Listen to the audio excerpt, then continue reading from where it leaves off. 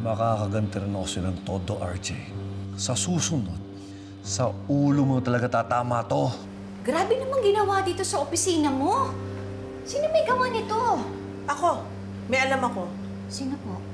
Yung anak ko, si Justin. Just like you denied na nakikipagsabwatang ka kay Moira. Hindi ako ang nag-release ng photo ni Annalyn. At mas lalong wala akong kinalaman sa nangyari sa office ni Tito RJ. Stop blaming me for everything. Are you calling me a psychopath? Hindi po. Ang sinasabi ko lang po, mas gugustuhin ko po maging isang narcissist kaysa isang psychopath. Tama nga ang narinig ko. Bida-bida ka dito sa Apex. Will you stop bullying our doctors? Kinakausap ko lang si Dr. Santos. So she will know her place in the hierarchy of this hospital. Well, then, you should know your place, too. Huwag mong ipagsiksikan yung sarili mo because wala kang lugar dito sa ospital na to. Zoe. I am your real grandmother. Ayaw mo naman talaga kay Annalyn, hindi ba? Sino naman nagsabi sa'yo na ayaw ko sa kanya? I've said this before and I'm going to say it again. Kasi mukhang hindi ka makaintindi. Maybe it's because of your old age or sadyang matigas lang talaga yung ulo.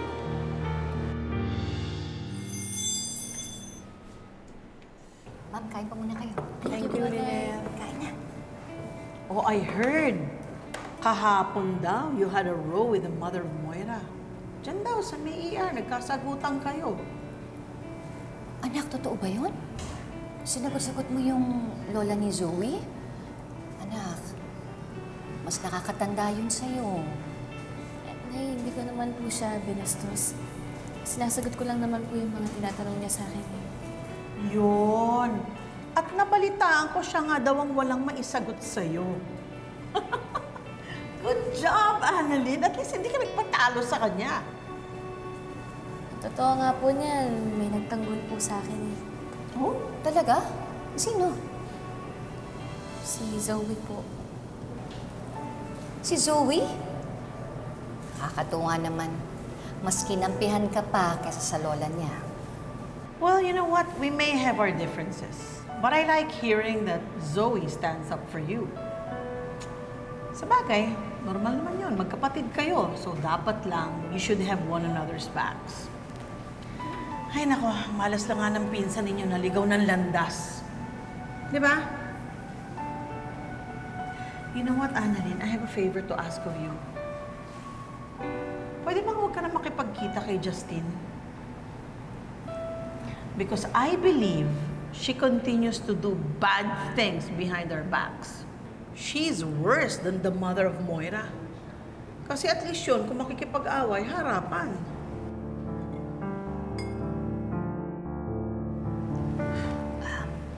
Anak, sa susunod, huwag mo na lang sagot-sagutin yung lola ni Zoe, ha? Umiwas ka na lang. Ha? Ang sabihin mo, Lynette, bully siya. Kasi mga batang pinapatulan niya eh. Subukan niyang akong kantiin niya nang makatikim siya sa akin.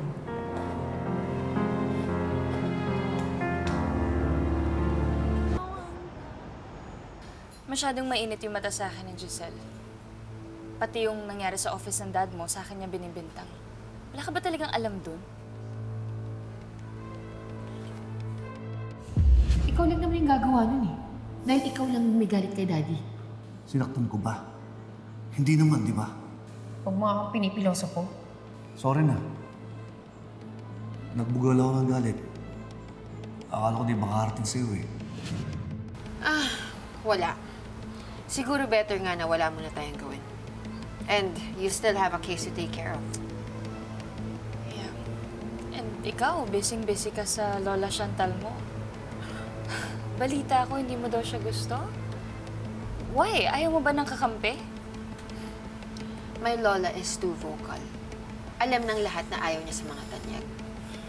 Kaya hindi pwedeng ma-associate ako sa kanya. Kasi masisira lahat ng mga plano ko. Nakunin ang lahat para sa akin. And yet, you're with me. The black sheep of the family. Kaya nga walang pwedeng makaalam ng alliance na to eh. Nobody can know about it. Sige na, kumain na tayo.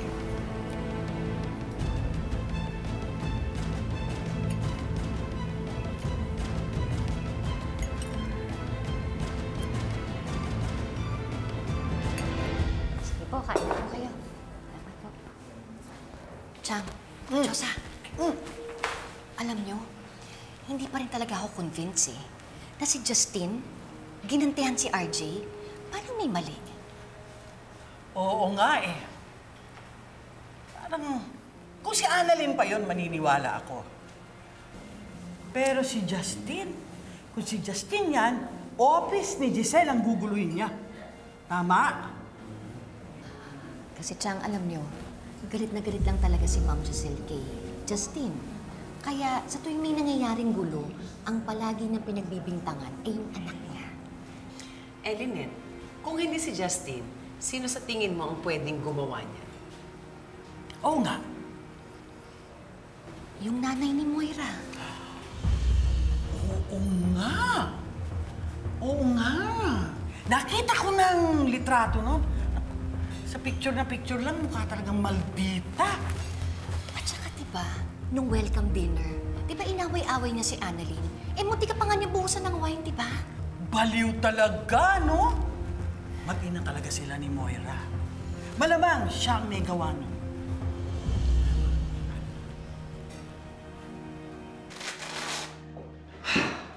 She really chose Annalyn over me. Nakakagigil. Madam, kalma ka muna. They're half-sisters eh. 50% sila related. Eh, kayo, 25% lang ng DNA niyo yung sinashare. Half-sisters. I really hate that Annalyn. Madam, maybe we should back off of Annalyn muna. Lalo na si Zoe's defending her like a little sister. So for now, I might as well turn my attention towards the woman that made Moira's blood boil. And that's Lynette, her mortal enemy.